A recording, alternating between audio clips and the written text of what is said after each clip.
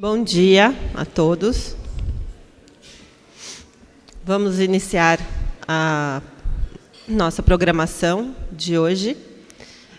Fizemos uma pequena alteração na agenda. Então, vamos ter o Welcome Coffee, que vai permanecer a parte da manhã inteira.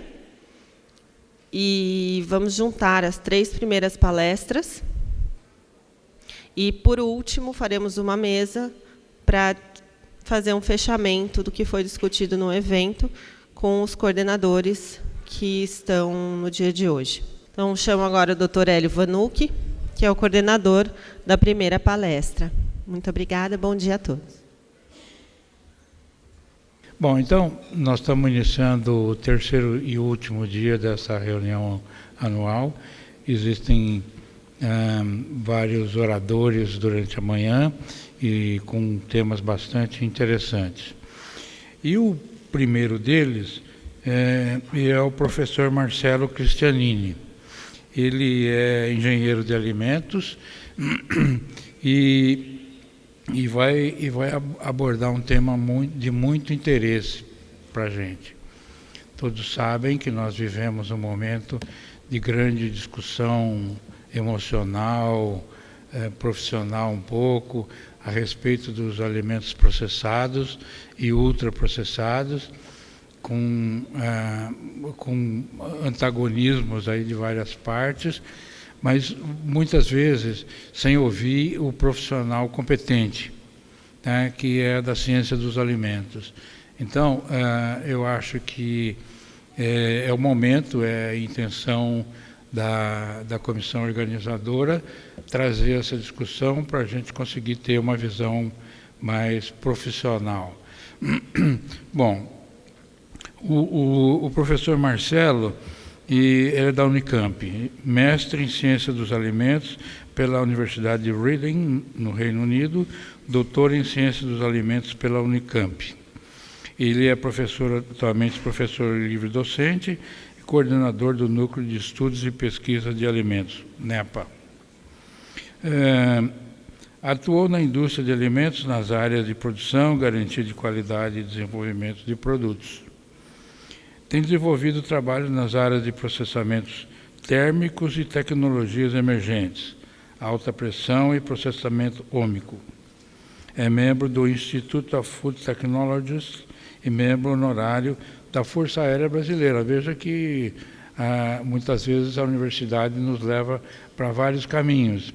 E esse caminho aéreo é diferente e ele assumiu esse papel. E depois, se vocês tiverem interesse e se der tempo, conversem um pouco com ele sobre isso, que é muito interessante, que é uma atividade muito ligada com a tecnologia de alimentos, e não sobre acrobacias aéreas. Então, eu deixo vocês com o professor Marcelo. Obrigado.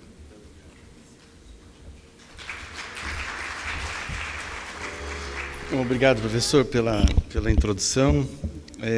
Eu queria agradecer, antes de mais nada, aos colegas da ILSE, o professor Ari, o Dr. Mauro, que eu acho que estão responsáveis por ter me convidado para vir aqui. E é sempre uma honra vir conversar e falar um pouco sobre processamento de alimentos. Então, na verdade, eu vou ter que puxar um pouco a sardinha para o meu lado. Eu sou engenheiro de processos e gostaria de falar um pouquinho mais sobre isso. Na verdade, a ideia era falar sobre tecnologias emergentes, mas eu não tinha a intenção de trazer uma apresentação técnica, mas assim, abrir os olhos para o que nós estamos fazendo em termos de engenharia de processo. Então, na verdade, isso tudo passa por demandas, né?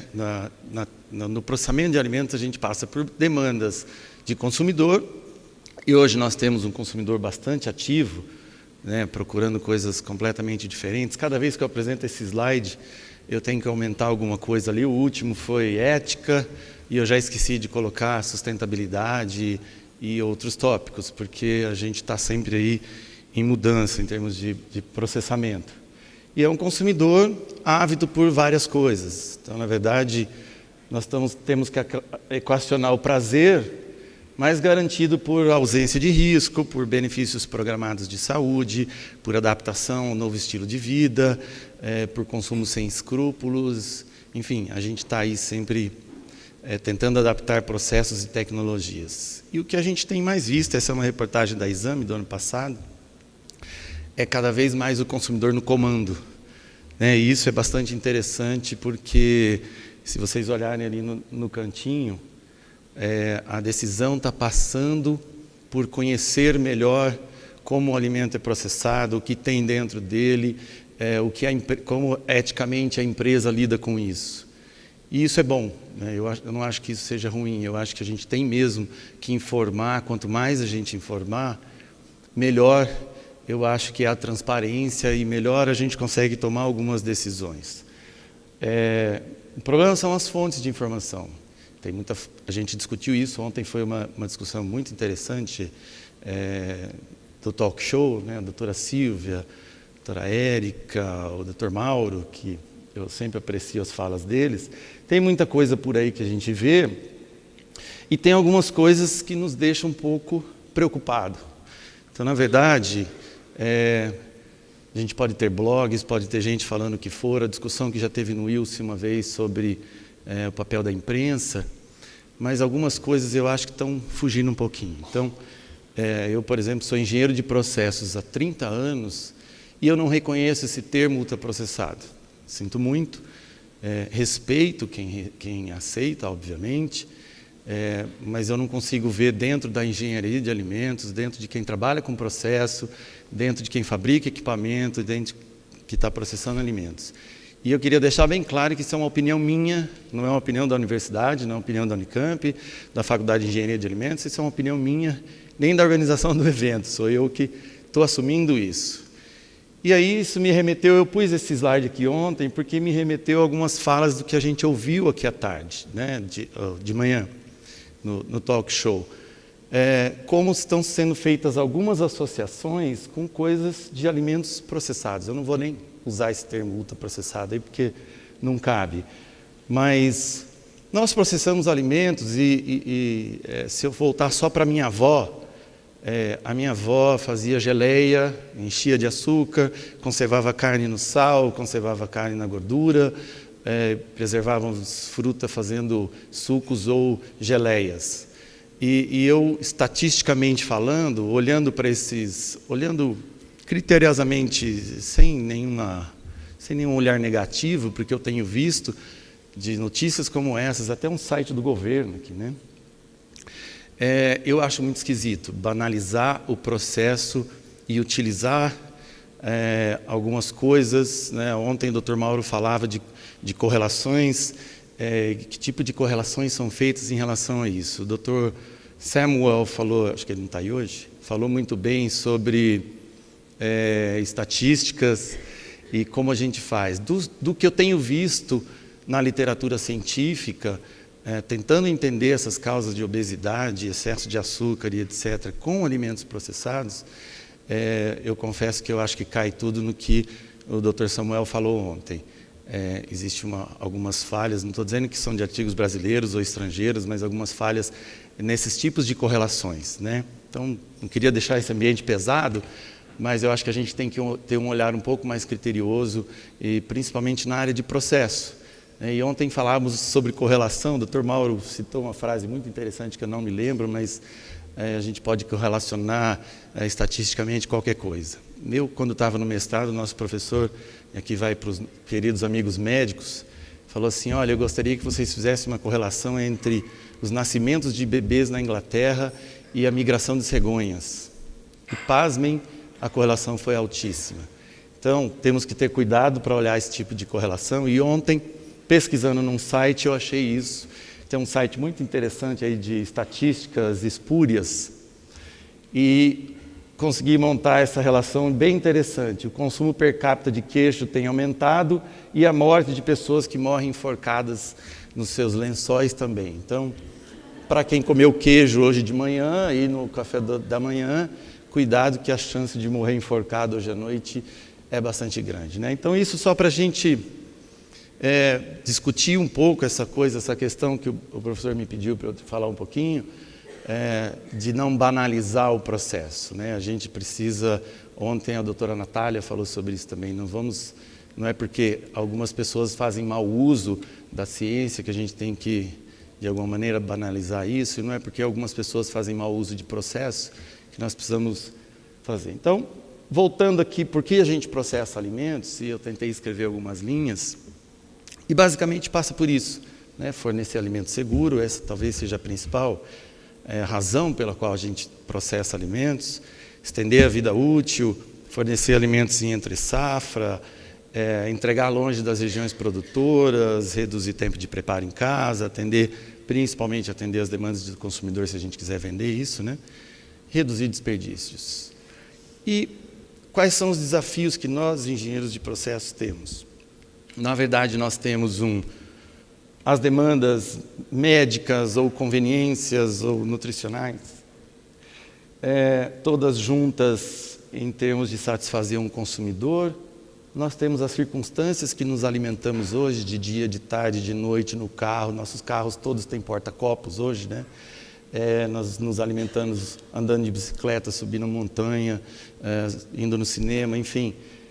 Isso tudo, para quem é engenheiro de processo, a escolha da tecnologia é uma coisa bastante complexa, né? Então, esse é o nosso maior desafio. E aí se encaixam as tecnologias existentes ou as tecnologias emergentes. Então, do ponto de vista de tecnologia emergente, a gente podia ficar aqui o dia inteiro falando, e eu resolvi separar isso didaticamente em duas coisas: os processos térmicos e os processos não térmicos. Mas a gente passa aí por processos de biopreservação e tantas outras coisas, mas a gente ia precisar de alguns dias para falar sobre isso. E eu resolvi escolher algumas coisas que o nosso grupo de pesquisa vem trabalhando.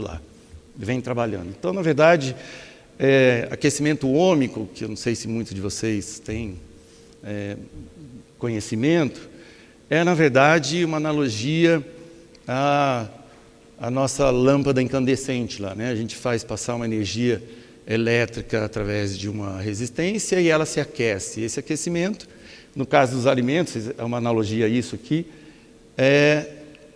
por dentro. Então, eu não tenho superfícies aquecidas trocando calor com o alimento, né? Ele aquece pela passagem de corrente elétrica, os sais dissolvidos dentro do alimento é que o aquece, né? Então, a gente consegue taxas de aquecimento muito rápidas, muito altas, sem superfícies aquecidas, né? Isso é uma realidade comercial hoje.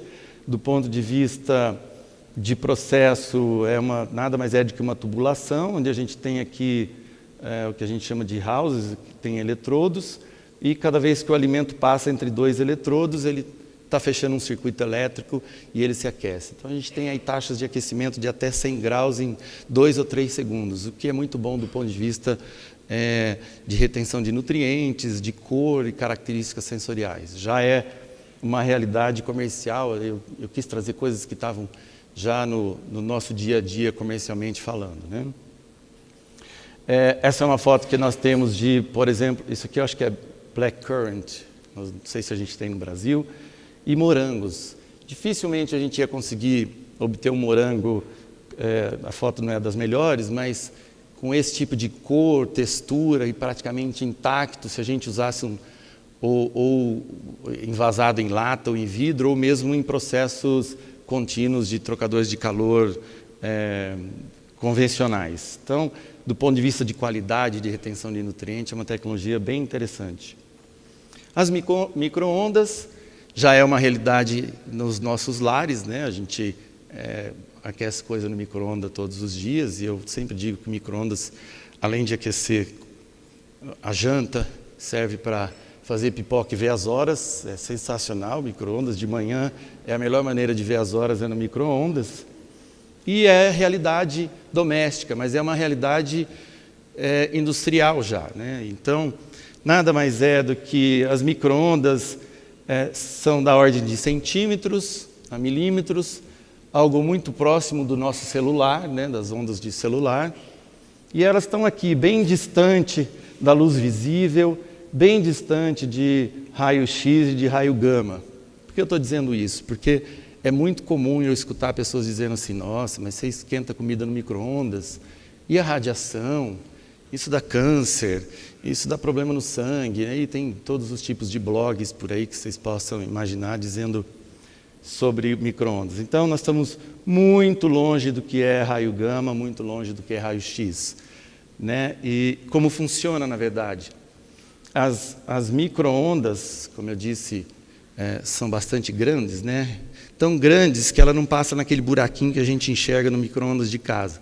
Então, elas são maiores do que aquele buraquinho, senão elas iam aquecer nosso olho toda vez que a gente olhasse para dentro do micro-ondas. A molécula de água é um dipolo, né? Se a gente olhar, é positivo e negativo. E quando ela está sujeita a essa onda, a molécula de água tende a ficar se virando.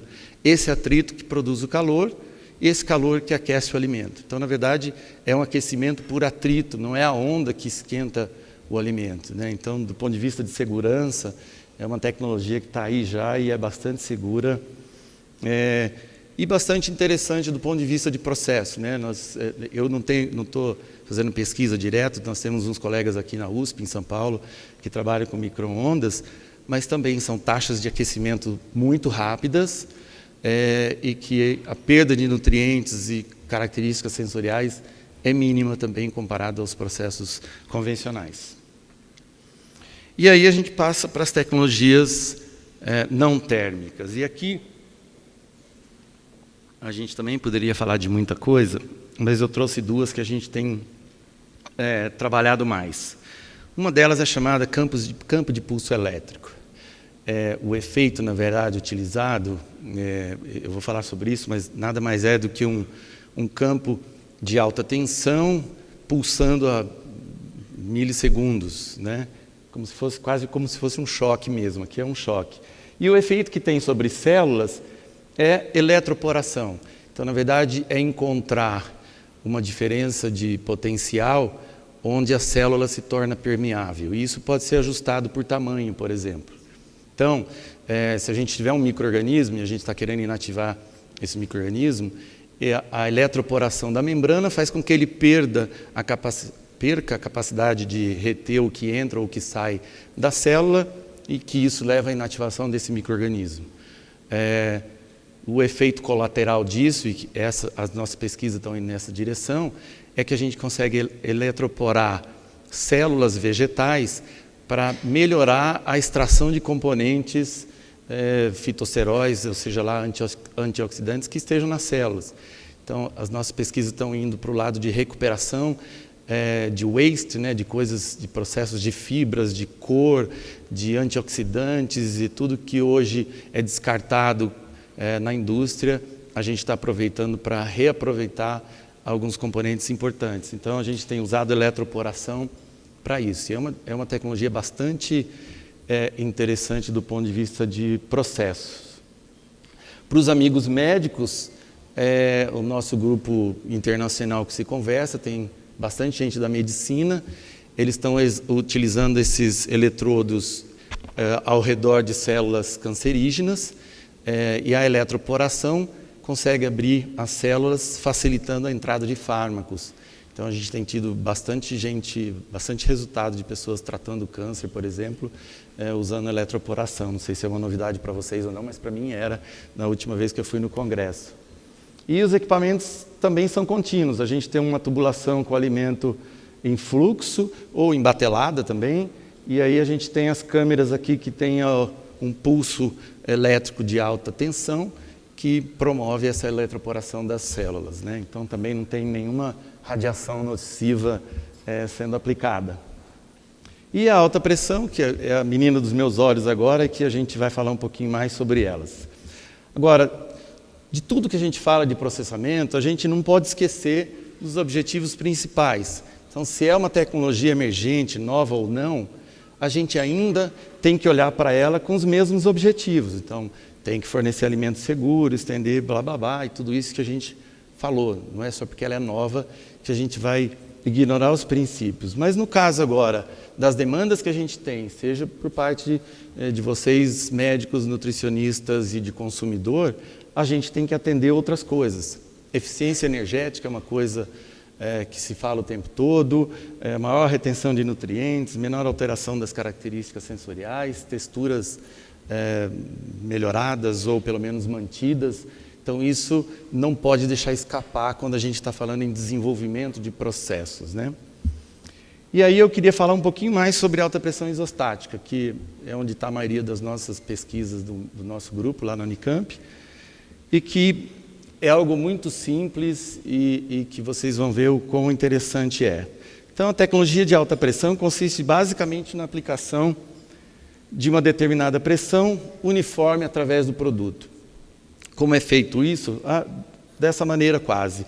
Na verdade, nós temos uma autoclave, como qualquer essa que a gente tem nos laboratórios, óbvio que de uma maneira um pouco mais reforçada, né, por causa das pressões, onde a gente coloca os alimentos já envasados na sua embalagem final, bombeamos a água dentro dessa câmara, deixa eu voltar aqui, bombeamos a água para dentro dessa câmara, e aí não temos a injeção de vapor, é simplesmente a pressão, a gente vai bombeando a água até atingir pressões bastante elevadas. Esse produto é mantido dentro da autoclave por alguns minutos, nós estamos mais falando em horas, e a partir do processo terminou, a água volta para o tanque e o alimento já está pronto e pasteurizado na sua própria embalagem. Então, na verdade, do ponto de vista de processo, é muito simples. Do ponto de vista de construção de equipamento, é um pouco mais complexo, mas aí é engenharia e a gente não está aqui para discutir isso. Mas existe aí bastante coisa já em termos de equipamentos e equipamentos espalhados no mundo inteiro. Já no Brasil, a gente tem 2 empresas processando alimentos por alta pressão. Quais são as características principais desse processo? O efeito é homogêneo, é isostático. Então, nós estamos falando, se eu estiver processando um suco numa embalagem de 200 ml, um suco numa embalagem de 1 litro, 10 litros ou 50 litros, pouco importa, não existe transferência de pressão igual a gente fala em transferência de calor. Quando eu aplico pressão, ele é uniforme no volume todo. Então, instantaneamente, eu tenho a pressão distribuída no volume. Então, mesmo se eu tiver uma bactéria sentada lá no meio do meu bloco de carne ou no meio do meu suco em embalagem de 20 litros, essa bactéria ela é tão afetada quanto a bactéria que está sentada na borda da embalagem. Tá? A segurança alimentar é melhorada porque a gente consegue inativar praticamente todos os micro-organismos na forma vegetativa. Os esporulados a gente já está trabalhando em combinação com pressão e temperatura. O processamento em embalagens já é sua embalagem final, então a gente pasteuriza o conjunto. Estamos nos livrando do que as pessoas costumam chamar de química, né? Tudo tem química. E aqui a gente tem que, falando em química, a gente tem que defender um pouquinho os processos térmicos. Na verdade, é os que são mais demonizados, né? E tem algumas leituras interessantes para se ler por aí. Tem um material que é um autor inglês, ele fala fire cooking, eu acho que como seria o desenvolvimento humano se não tivéssemos aplicado calor aos alimentos. E faz muito sentido, né? Na verdade, aí fica para vocês, médicos e nutricionistas, o que seria se a gente não tivesse cozinhado alimentos. Então, será que a gente teria evoluído tanto em termos de digestibilidade, em termos de segurança, em termos de biodisponibilidade, de energia mecânica para mastigar, de energia para digerir um alimento? E o processo térmico é, sem dúvida alguma, o mais seguro que existe e continua sendo o mais atacado, né? É muito comum a gente ouvir pessoas falando assim, isso aí é enlatado, tá cheio de química, né?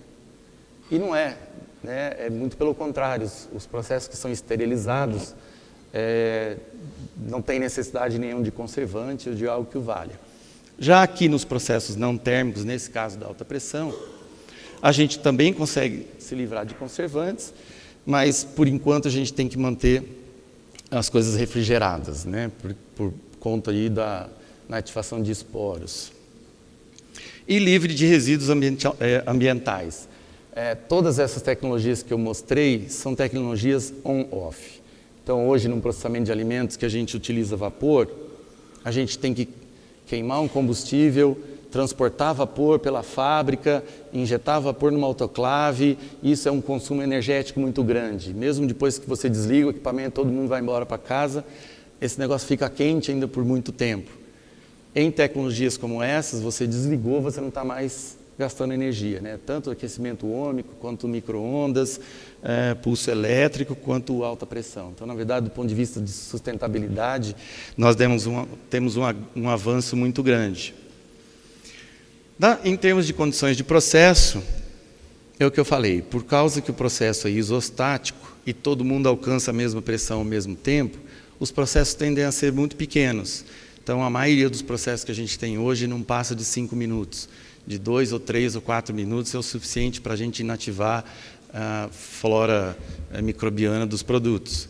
E as temperaturas de processo não passam de 20, 30 graus, o que, em termos de danos sensoriais e danos nutricionais, é uma conquista bastante interessante, né? Para vocês terem ideia do que é pressão, eu sempre falo de pressão e as pessoas me perguntam, a roda da nossa bicicleta não passa de 7 bar. Mergulhar 10 quilômetros embaixo d'água não passa de 1000 bar. 2 elefantes em cima de uma moedinha, e esse palestrante que vos fala que seria equivalente a quase 3.000 elefantes em cima. Claro que pressão é força sobre área, nós estamos falando da massa deles, uma força sobre a minha área, que está em crescimento, mas na época que eu calculei estava por volta de 3.000 elefantes. Bom, e essa pressão toda tem algum tipo de dano para os constituintes? Do ponto de vista de polímeros, então, fibras, carboidratos e proteínas, não existe quebra de ligação covalente. Isso significa que dificilmente a gente vai ter oxidação. Existe alguma coisa para gorduras, né? Oxidação de duplas ligações, mas não existe quebra, o que é bem interessante pela não formação de radicais. Os compostos menores, sabor, aroma, micronutrientes, alguns pigmentos, não são afetados de maneira alguma. Então, do ponto de vista nutricional, não de composição de proteínas, etc., a gente não tem mudança alguma, né? O que é um ganho bastante considerável. E se a gente for olhar mais a fundo as características que a gente ganha com isso, então, em termos de proteína, o que a gente consegue são mudanças conformacionais apenas, né? Por mudança de volume. E isso tem alguns aspectos positivos, então eu posso aumentar a atividade enzimática de alguma coisa que eu quero aumentar, ou diminuir, ou ganhar propriedades emulsificantes numa proteína que eu quiser, propriedades gelificantes numa proteína, e agora a gente tem estudado alergênicos, né? Aqueles que são, eu acho que todos são de proteínas, eu não sei, não sou dessa área, mas a gente está começando a mexer com proteínas.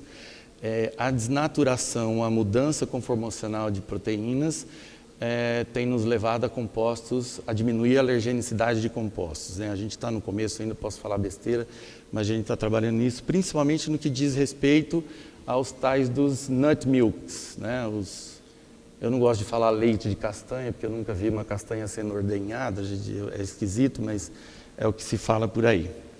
E outra coisa que eu convido os amigos médicos ou nutricionistas aqui, a gente está querendo trabalhar com leite humano, né? Eu já ajudei muito na pasteurização de leite, de bancos de leite, pasteurização térmica, e eu sempre ouvi as pessoas falando que se perdia muito em termos das imunoglobulinas ou das imunodefesas, seja lá qual for o termo correto de se usar.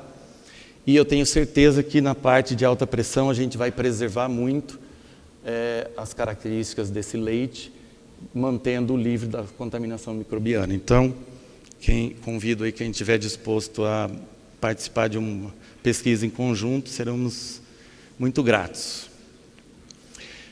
Polissacarídeos eu já falei, né? Então, na verdade, a gente pode ter gelatinização parcial de amidos, a gente pode facilitar a hidrólise de produtos, por exemplo, para idosos. A gente vê muita coisa hoje relacionada aí à sarcopenia, né? E a proteínas, mas tem algumas coisas também de diminuir carboidratos que facilita. E uma coisa que a gente tem observado bastante e trabalhando agora são principalmente nos biocompostos. Então, a pressão consegue quebrar melhor as células vegetais. Então, imaginem um suco, a gente tem um aluno lá trabalhando com suco de jabuticaba e outros sucos, açaí. A gente consegue, no processo de alta pressão, romper células e organelas, onde ficam escondidos aí alguns dos biocompostos. E isso tem sido possível analisá-lo, não que aparece mais, mas a gente consegue extrair isso melhor. Então, do ponto de vista nutricional, provavelmente isso está mais biodisponível para quem consome, né? Então, é um efeito colateral interessante que a gente conseguiu aí. E falando um pouquinho das tendências globais, o que a gente vê no mercado crescente, obviamente a maioria das coisas estão relacionadas à parte nutricional de frutas e bebidas à base de frutas, por questões as mais diferentes possíveis, principalmente no que diz respeito às misturas de frutas e legumes e os chamados detox. Sinto muito, também não gosto desse termo, mas enfim, é o que aparece. Os produtos manufaturados, como molhos para saladas, refeições prontas, refeições à base de carnes e até carne in natura. A gente fez um trabalho lá agora, ontem se falou de carne aqui, que é amaciamento de carne crua, né? Então a gente está conseguindo amaciar a carne e a gente conseguiu uma textura de filé mignon numa carne que não chegava nem perto de filé mignon, pela quebra das enzimas que estão intramusculares, e essas enzimas facilitam a quebra das ligações actinomiosina e a carne fica mais tenra, né? E também no controle de patógenos. Então, falando um pouco de bebidas, o que tem levado maior em termos de drivers de mercado, que a gente tem que ver, são basicamente 4 fatores. Primeiro, a segurança. Então, o FDA exige pelo menos 5 reduções logarítmicas desses 3 caras aqui. Então, Salmonella, E. coli e Listeria monocytogenes tem que ter pelo menos 5 ciclos logarítmicos para a gente validar isso como uma tecnologia comercial. A manutenção das características nutricionais é o efeito mais buscado, e aí o sabor e extensão de shelf life são decorrência dessas 2 coisas, né? O que tem dado um grande avanço. Só para vocês terem ideia de como isso funciona na prática, isso é uma bebida base láctea de frutas, onde foi inoculado E. coli, Salmonella e Listeria monocytogenes. E aqui a gente viu, imediatamente após o processo, zera, e isso se mantém por pelo menos 60 dias refrigerado, né? Sem alterações de sabor, sem alterações de cor, e algo que vale. Ao passo que o que foi simplesmente refrigerado, as contaminações estão bastante altas aí, né? Do ponto de vista nutricional, isso é uma comparação para um suco de laranja, um suco recém-extraído, um suco processado por alta pressão, high pressure processing, e uma pasteurização flash, que é trocador de calor convencional. Essa é uma pasteurização já muito drástica e nem se usa mais. Mas só para ter uma ideia de vitamina C, que é uma coisa que a gente não consegue nos sucos comerciais que a gente tem processados termicamente, a vitamina C é muito termolábil e facilmente perdida nos processos térmicos. E aqui a gente vê, olha, que a vitamina C num suco recém-extraído e num suco processado por alta pressão são praticamente idênticos, ao passo que o térmico perdeu pelo menos aí uns 40% do conteúdo inicial.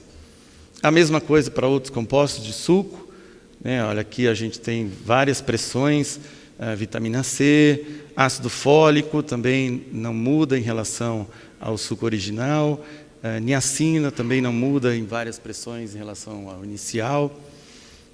Nós fizemos recentemente um processo com polpa de açaí, que polpa de açaí hoje ela não é pasteurizada para a maioria das pessoas que gostam de consumir e traz junto aí, além do barbeiro, que é um problema seríssimo, uma contaminação bastante grande. As pessoas são reticentes de consumir polpa de açaí pasteurizada porque ela muda de cor fica marrom, o sabor, que para mim já tem sabor de terra, fica pior ainda, fica sabor de terra suja, e algo que valha. E a gente conseguiu pasteurizar açaí sem mudar a cor, ou uma mudança que o consumidor praticamente não percebeu, o sabor que praticamente não foi percebido, e esses aqui foram os efeitos colaterais. Então, antocianinas e fenólicos totais, aí como antioxidantes, avaliados como FRAP e ORAC, o açaí original não pasteurizado, o pasteurizado termicamente e o pasteurizado por alta pressão.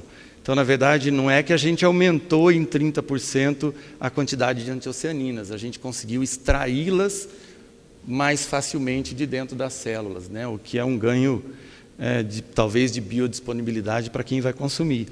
A mesma coisa aqui para os fenólicos totais, o processo térmico sempre diminui e os processos de alta pressão sempre aumentam, né? Então, se a gente for olhar daqui para cá, a gente tem quase um aumento de 40% em relação a um produto termicamente processado. E aqui a capacidade antioxidante praticamente não muda, aqui também praticamente não muda, o que é um efeito bastante desejável nesse caso. E as características sensoriais.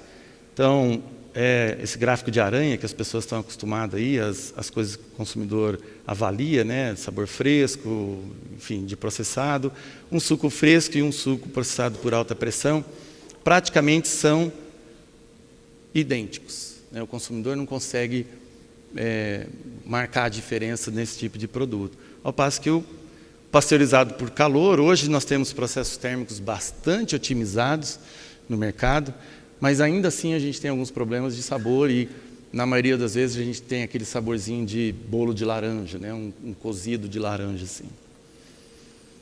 Esse também foi um trabalho que a gente fez com água de coco. Para quem é engenheiro de processo sabe que talvez seja o pior produto para a gente tratar termicamente, né?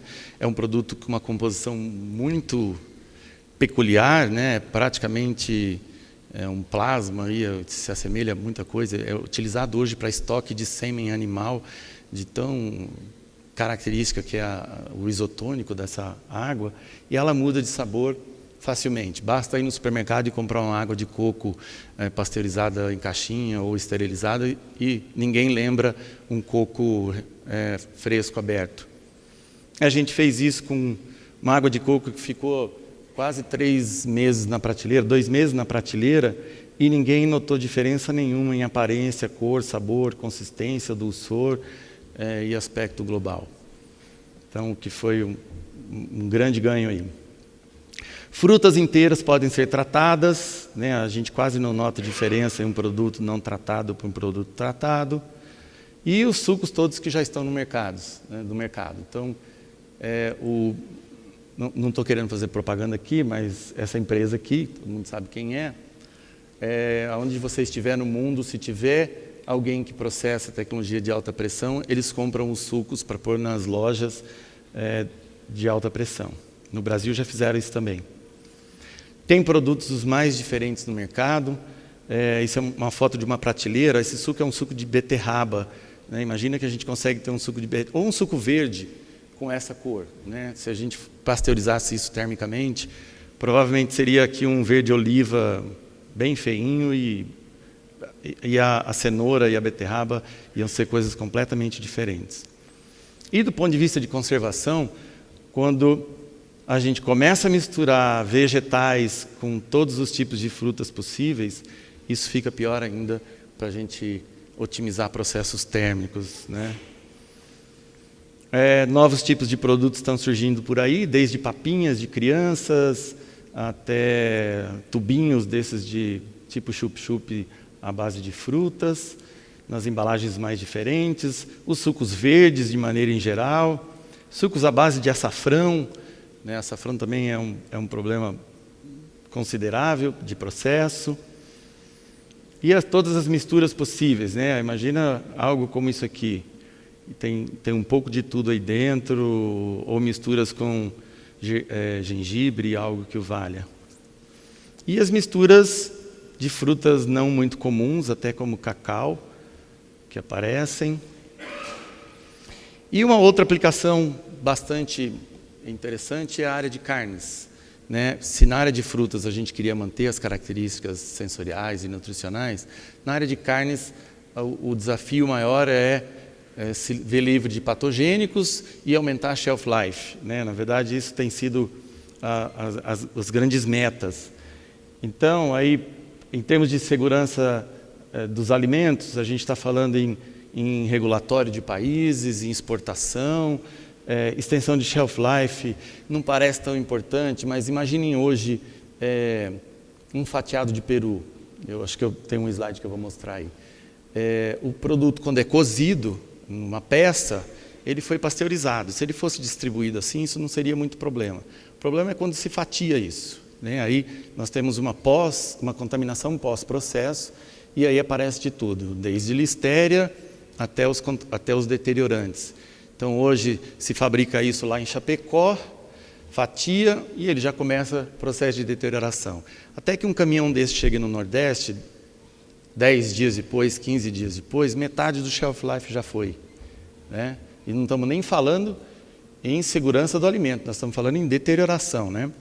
Então, conseguir estender o shelf life de um produto desse, que depois de fatiado e envasado, vai dentro de uma câmara de alta pressão, e ele sair de lá de dentro idêntico ao original, sem mudar a textura, sem mudar sabor, cor e etc., mas novamente pasteurizado, ou seja, eu visitei uma fábrica no Chile que teve um problema de listéria. E aí a agência sanitária deles fechou a fábrica. A única maneira que eles tiveram de voltar a fabricar foi colocar uma máquina de alta pressão na saída da porta. Eles limparam a fábrica inteira, tem que desmontar todas as máquinas, lavar parafuso por parafuso, nem assim você se vê livre de listéria. E não podia sair um produto pela porta que não tivesse passado por uma máquina de alta pressão, garantindo, então, livre de listéria, né? A possibilidade de redução de sódio, muitas pessoas não se dão conta, mas esses produtos têm sal não é só porque é gostoso, porque é uma das barreiras de preservação. Então, a gente consegue reduzir sódio e consegue reduzir outros conservantes, tornando o produto clean label, né? O que é uma grande sacada hoje em dia. E aqui é um trabalho que foi feito também, inoculando listéria, E. coli e salmonella, num produto que foi imediatamente processado. Esse 1 aqui não é porque sobrou 1, é porque a contagem, o método de contagem não nos permite colocar 0, né? Mas o produto se manteve descontaminado por pelo menos 120 dias, né? Imagina aí um roast beef fatiado. Quando o outro que não foi processado, a contaminação se manteve. Só para vocês terem uma ideia da foto, olha, esse aqui é o processado, ele está a cor e não tem cinerese, não tem nada aqui. Aqui já tem uma cor completamente diferente e cinerese do tipo daquele quando a gente deixa blaquê de peru em casa que fica, né, aquela gosminha em cima. E esse foi um trabalho que a gente fez lá, tentando reduzir 25% de sódio no produto, o que é bastante, sem o consumidor perceber essa redução, né? Do ponto de vista de processo, manter a conservação de um produto desse com baixo teor de sódio não é fácil.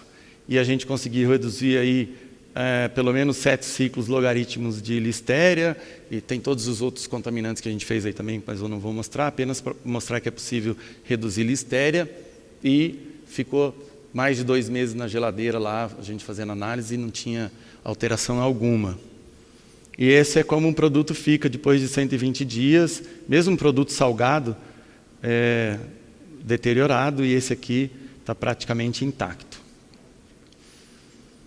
Temos exemplos aí de produtos prontos para consumo, ou seja, pratos prontos refrigerados, né? Hoje, um dos principais problemas que eu tenho, por exemplo, é lasanha congelada. Eu adoro lasanha.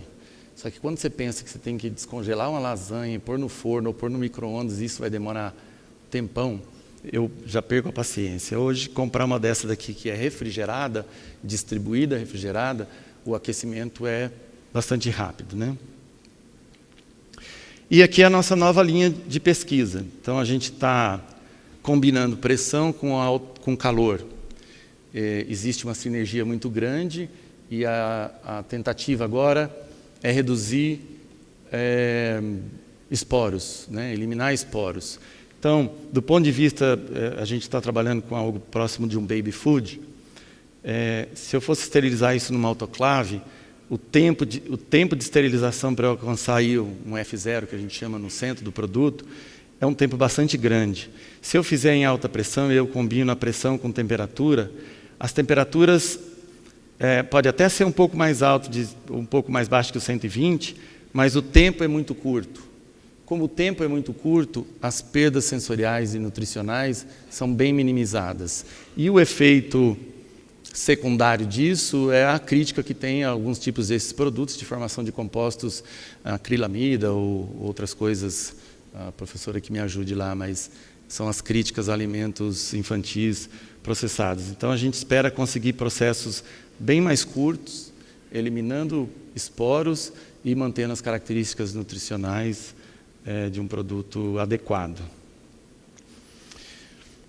Bom, Clean Label, eu já falei, então a grande vantagem, a gente vê por aí rótulos diferentes de produtos no mercado, sem conservantes, 100% natural, high fresh, pressurizado a frio, enfim, bastante consumer friendly, o que a gente tem visto em termos de rotulagem, o que é interessante, né?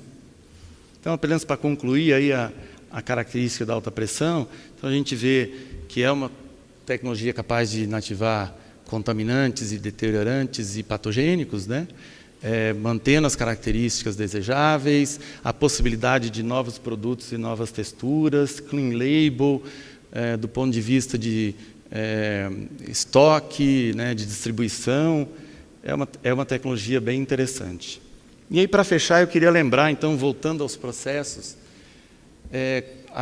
a necessidade que eu vejo, minha opinião, de processamento de alimentos. A gente não pode esquecer que daqui a pouquinho a gente vai estar com mais de 9 bilhões de pessoas, que a produção deve crescer de alimentos, que o incremento agrícola não pode não ser suficiente e o consumo em alguns lugares vai crescer mais ainda, né?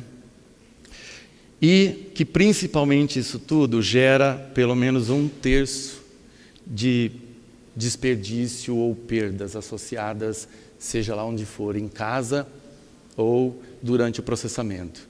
E aí, no ano passado eu participei de um encontro da Jovem Pan e tinha lá uma chefe de cozinha também discutindo isso com a gente. E ela, num determinado momento, ela falou, olha, eu acho o fim da picada ter que comprar um molho de tomate processado para você fazer um prato. Porque é onde já se viu, isso é cheio de conservante, isso é cheio daquilo, isso é cheio daquele outro. E eu não queria discutir isso com ela, né? Mas eu só disse o seguinte, olha, o tomate provavelmente é a fruta mais consumida no mundo, né? Muita gente não se dá conta disso. E não nasce tomate em qualquer lugar, né?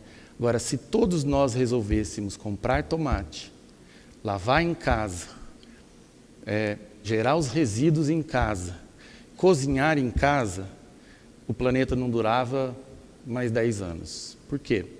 Provavelmente a gente ia desperdiçar muito mais em casa, a quantidade de água que a gente gasta para processar, para lavar um tomate em casa é muito maior do que industrial, a quantidade de energia num fogão para cozinhar, a eficiência energética de um fogão não é nem 50%, a gente gastaria muito mais energia.